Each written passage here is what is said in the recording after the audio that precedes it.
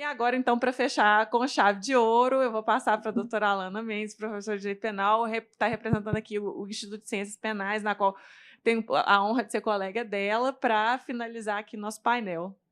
Boa noite a todas e a todos. Inicialmente, eu gostaria de dizer que falar depois de todas essas pessoas é uma grande responsabilidade, né? Então, da próxima vez, inclusive, eu peço para inverter, porque aí, né, fica melhor, porque eu vejo, desde o dia que a Cris me chamou para compor a mesa, eu comecei a pensar sobre esse tema e pensando insistentemente, e aí eu chego aqui, vejo Marona com toda a sua capacidade, simplesmente falando e deixando todo mundo absolutamente impressionado, a mesma coisa o Anderson, a mesma coisa o doutor Leandro, enfim. Então, é muito difícil. Então, eu vou tentar chegar no nível dos senhores naquilo que é possível, porque ainda sou uma pequena menina latino-americana, né, sem dinheiro no bolso, sem parentes importantes, vinda do interior, literalmente vinda do interior, com muito orgulho.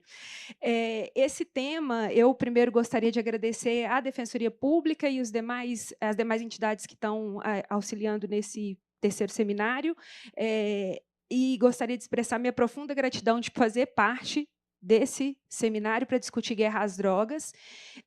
Se, por um lado, eu estou extremamente preocupada quando eu ficava ouvindo os senhores falarem como eu ia conseguir fechar esse painel, por outro lado, eu fiquei muito feliz porque eu vi aqui rostos muito comuns, muito queridos, que eu já tive a oportunidade de falar, inclusive já estive aqui na Defensoria Pública, quando, no período, eu falei sobre habeas corpus medicinal. Então, para mim, por outro lado, é muito interessante eu estar do lado dos senhores e das senhoras nesse momento de discutir esse tema que é tão complexo. Então, quando a gente fala tudo precisa mudar para continuar como está, isso parece um paradoxo. A vida é feita de paradoxos, né? Somos, às vezes, até mesmo paradoxos, a nossa própria identidade ela é meio paradoxal. Isso, inicialmente, quando eu comecei a pensar sobre isso, eu pensei que poderia ser uma questão de inércia, mas, na verdade, não. Isso representa o próprio dinamismo da estrutura social, antropológica, histórica, e que tem relações muito sérias com aquilo que a gente precisa entender, até por conta de uma questão de como que a gente muda tudo, ao mesmo tempo mantém o status quo, e que status quo é esse, né?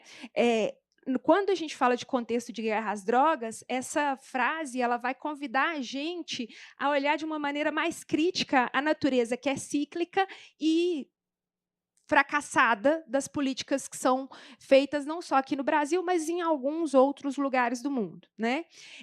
E aí foi citado Freud e alguns outros autores muito significativos. Eu tenho uma frase que, para mim, representa algo muito interessante que, eu confesso, para mim é a melhor frase do livro A Divina Comédia, que é: "Abandonai toda a esperança, vós que aqui entrais", que era o que estava escrito no portal do inferno, quando Dante entra, e serve como uma poderosa alegoria para esses horrores dessa guerra às drogas.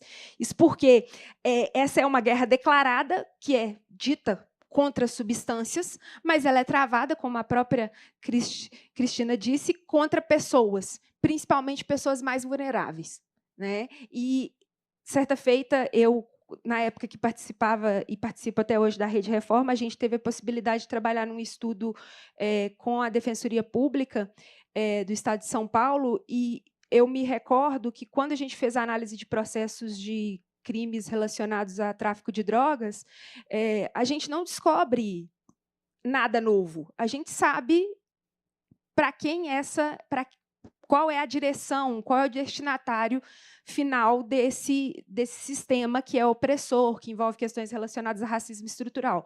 Mas, na verdade, e foi isso que a gente colocou ao final do estudo, que é necessário que a gente continue fazendo estudos para que a gente possa mostrar para as pessoas que a gente não está conseguindo mudar o cenário com as armas que, e desculpa a expressão armas, né, mas com as armas que a gente está usando, né?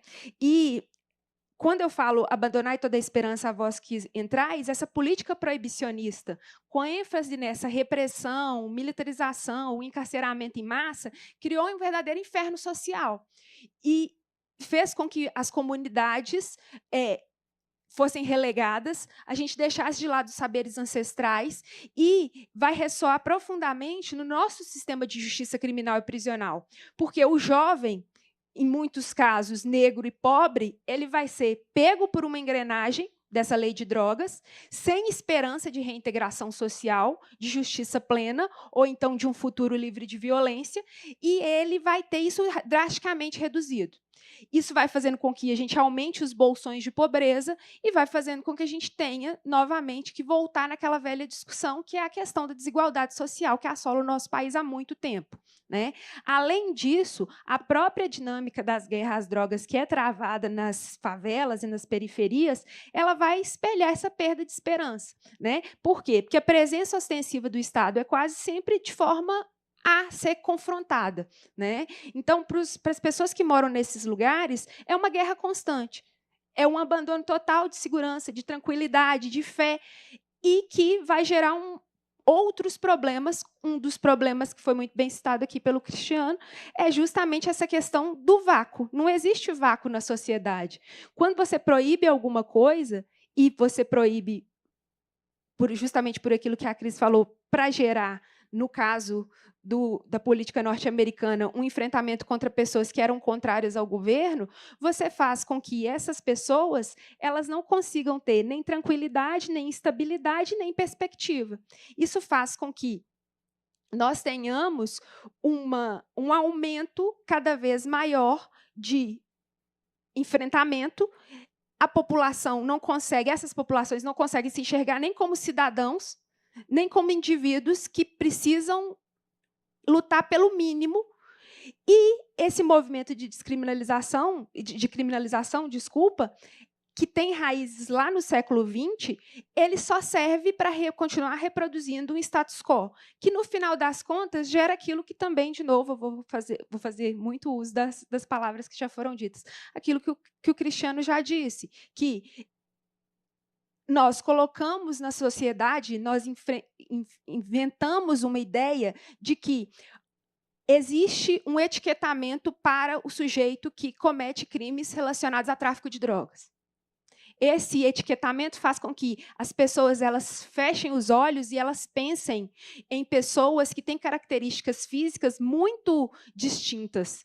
E a gente, às vezes, esquece que esse pequeno traficante, quando é traficante, na verdade, ele é uma ponta de um problema que é muito maior e que vai desaguar em locais que são, abre aspas, limpos, bonitos, o coração da estrutura econômica de determinadas sociedades. O Cristiano bem lembrou a questão desse tópico que foi feito umas 2, 3 semanas atrás, dessa investigação que chega nesses locais na Faria Lima, mas que tem uma situação anterior, que aconteceu nos Estados Unidos, não vou me lembrar muito bem na época, não sei se foi antes ou depois da pandemia, eu acho que todo mundo aqui faz esse, né, antes ou depois da pandemia, enfim, que descobriram que o narcotráfico mexicano, muito bem conhecido, ele lavava dinheiro em alguns bancos norte-americanos que têm políticas para lavagem de dinheiro, alguns consideram quase que seria impossível de lavar dinheiro em bancos norte-americanos. E, na verdade, eles estavam lavando dinheiro onde? Dentro dos Estados Unidos. Né? Que é uma brincadeira, inclusive, que o pessoal fala, né? Que se algum dia o Trump quiser construir um muro, os usuários de cocaína derrubam o muro. É uma realidade, porque é um dos países que mais, o país que mais tem consumidores nesse sentido, né? Tanto que a gente tem histórico aí que o Pablo Escobar na época, né? Pablo Escobar e outros sujeitos, né? Só para vocês terem uma ideia, na época da década de 70% da cocaína que chegava nos Estados Unidos ela vinha da Colômbia. Né? Então, isso quer dizer, vinha de pequenos traficantes, pessoas que são pegas ali no dia a dia? Não. Né? Claro que não. Mas isso foi o que foi colocado na cabeça da sociedade. A sociedade começou a acreditar que as pessoas que são os grandes traficantes, o grande problema como o governo do Richard Nixon dizia, estava justamente onde? Nesses locais periféricos, aqui no Brasil, né, em locais onde estão os pretos, os desmazelados, os periféricos, né, e não em outros lugares. Então, é por isso que essa guerra às drogas ela foi sendo levada de maneira a reduzir o tráfico e o consumo, não conseguir reduzir o tráfico e o consumo, gerar um ciclo de violência interminável, promover encarceramento em massa, afetar desproporcionalmente populações pobres e minorias étnicas. É interessante que o próprio Alto Comissário das Nações Unidas para os Direitos Humanos ele emitiu recentemente uma crítica contundente à política global de guerra às drogas, afirmando que ela vai destruir inúmeras vidas e prejudicar comunidades inteiras.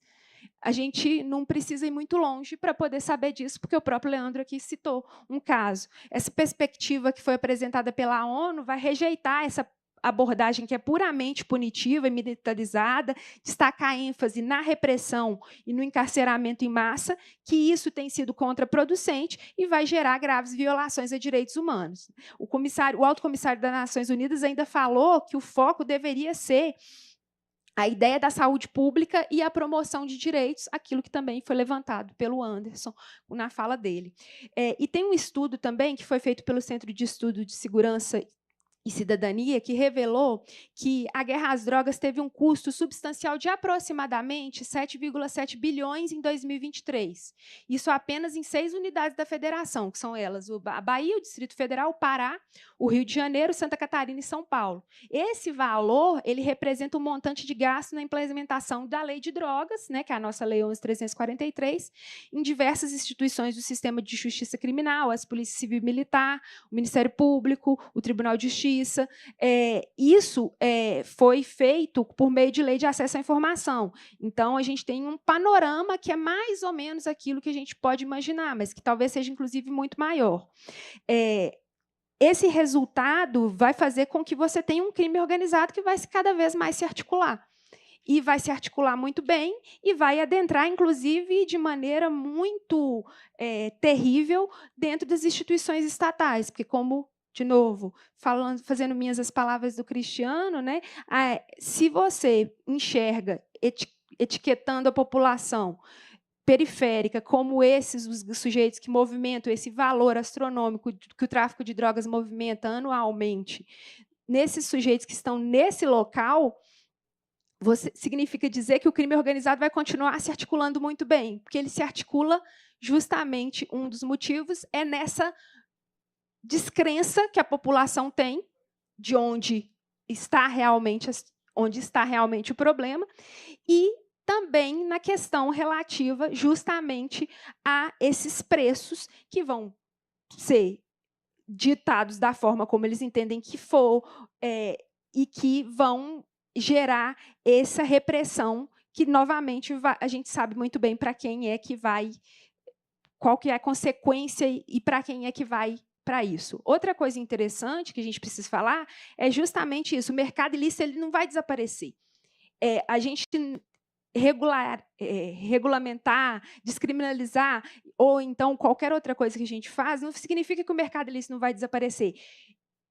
Mas pode ser que a gente tenha algumas questões que a gente possa começar a discutir, que são justamente as questões relacionadas a questões de saúde, as questões de consciência, a questão de fazer com que as pessoas elas tenham uma autonomia, se maiores e capazes, claro, de conseguir se autodeterminar. E a gente tem também uma questão de regulamentação, porque a gente, como foi dito, a gente não sabe o que está sendo comprado, o que está sendo vendido. E uma questão interessante hoje eu estava conversando com uma amiga que é juíza no interior e ela falou comigo, Alana, hoje a gente, aqui na cidade que eu estou, a gente não faz mais apreensão de ninguém, assim, não tem esse negócio de a polícia encontrar alguém na boca de fumo comprando. Eles fazem delivery. Você pede, eles entregam. Então, é óbvio que o crime organizado ele vai, como o próprio nome diz, que ele se organiza, ele vai se auto-retroalimentando. Então, na verdade, isso faz com que quanto mais a gente não discuta esse tema, ou quanto mais a gente coloque máscaras naquilo que a gente acredita que seja uma coisa e, na verdade, é outra, faz só com que a gente vai aumentando o problema, né? E o que tem que mudar? A gente tem que enxergar isso de uma outra forma, é por isso importante que, sim, romper essa bolha que a gente está, mas, por outro lado, a gente tem que começar a fazer com que as pessoas que estejam aqui e que estão aqui hoje consigam enxergar alguns pontos, alguns elementos que foram levantados pelos nossos colegas. E nós, do direito, essa é uma questão que eu falo muito com os meus alunos, e eu leciono já tem 7 anos, e eu falo isso muito nas faculdades que eu dou aula, a gente não consegue resolver um problema complexo com soluções simples. Isso é um problema complexo. Então, a gente tem que tomar muito cuidado com pessoas que querem apresentar para a gente soluções muito simples para esse problema. Então, vamos chutar a porta, vamos matar todo mundo, aquela frase que eu acho horrível, mas que bandido bom, bandido morto. Essas condições, essas colocações, elas são perigosas, porque elas vão fazer com que a gente esteja exatamente no mesmo lugar e que a gente continue fazendo com que a gente aumente esse número de pessoas que são encarceradas indevidamente, pessoas que não vão se beneficiar, justamente por quê? Porque essa questão do habeas corpus, ela é uma questão que vai, mais uma vez, levantar o viés da desigualdade social no nosso país, porque é muito simples, antes da Anvisa, inclusive, trazer autorizar a importação desses medicamentos, as pessoas iam à Anvisa, pediam uma autorização para fazer uma importação. Beleza, ok. Certa feita, eu atendi um cliente e ele queria só saber como que ele fazia isso, qual era o procedimento na Anvisa que ele tinha que fazer. Eu expliquei para ele, é um procedimento até muito simples, relativamente simples na época, né? E eu imaginei, né? Até então não sabia qual era a condição dele. Ele falou assim: muito obrigada, doutora, quanto que é a sua consulta? E aí eu falei assim, ok, eu dei o preço para ele, ele falou, ok. Passado uns 2 meses, ele me mandou mensagem, já estou comprando para o meu filho. Então, quer dizer, ele tinha condições, e que bom que ele tinha condições de arcar com medicamento, que ele disse para mim na época que variava entre R$4.000 e R$5.000 por mês, que bom que ele tinha. Mas é todo mundo nessa nossa população brasileira que tem essa condição? Não é isso. Mais uma vez, escancara essa questão. Então, a gente tem que sair desse movimento de enxergar as coisas só de uma maneira. A gente tem que começar a abrir os nossos olhos para as coisas, começar a se colocar numa outra posição. Aí é interessante a questão de justiça restaurativa, porque ela vai chamar a atenção da questão da alteridade, da gente conseguir se enxergar na posição do outro. Então, eu, enquanto advogada, não tenho ninguém na minha família que precisa desse tipo de medicamento, mas eu conheci várias pessoas ao longo do tempo que eu trabalhei com isso que precisavam muito desse medicamento, que o medicamento simplesmente mudou a vida dessa pessoa. Dessa pessoa, inclusive, chegar a pensar em autoextermínio, e depois que ela começou a se tratar, ela simplesmente falou que a vida dela mudou. É como se ela tivesse uma nova vida. Isso é particularmente muito interessante, porque justamente é nisso que a gente tem que se apegar. Porque aí, para fechar, eu me lembro que a Judy Garland, uma das atrizes da era de ouro de Hollywood mais importantes que já existiram, existia uma história que eles davam medicamentos para ela, barbitúricos, para ela dormir, porque ela tinha problemas para dormir, ao mesmo tempo em que davam medicamentos para ela para poder trabalhar exaustivamente para conseguir gravar os filmes. Então, o problema nunca foi o medicamento, o problema nunca foi a substância. O problema é quem é que eu quero atingir, onde que eu quero atingir e como que eu quero atingir. Quando a gente abre a Constituição, uma das coisas que está escrita na Constituição a Constituição, a República Federativa do Brasil, ela quer construir uma sociedade livre, justa e solidária. Para que a gente possa construir uma sociedade livre, justa e solidária, a gente tem que começar a discutir temas como esses, porque esses temas eles vão afetar diretamente um outro princípio que é super importante, que é o princípio da dignidade da pessoa humana. Seja para que a pessoa se ela tem autonomia para dizer o que é que ela quer, seja para que ela tenha autonomia para viver uma vida digna. Porque uma vida digna, ela só é uma vida boa se ela for digna. E eu sei que esses temas, eles não têm fim. Porque na democracia é isso, a gente resolve um problema, mas a gente acaba criando outros. Então, no dia que a gente conseguir ter uma pacificação maior sobre a questão, por exemplo, da cannabis, a gente vai começar a discutir outras coisas, como é o caso dos psicodélicos. E aí lá vamos nós, todos nós, novamente, nas trincheiras, discutindo, e discutindo, e discutindo, e discutindo. Mas uma coisa eu gostaria de dizer. Se tem um lugar que eu gostaria de estar, é aqui e do lado dos senhores e das senhoras. Muito obrigada e boa noite.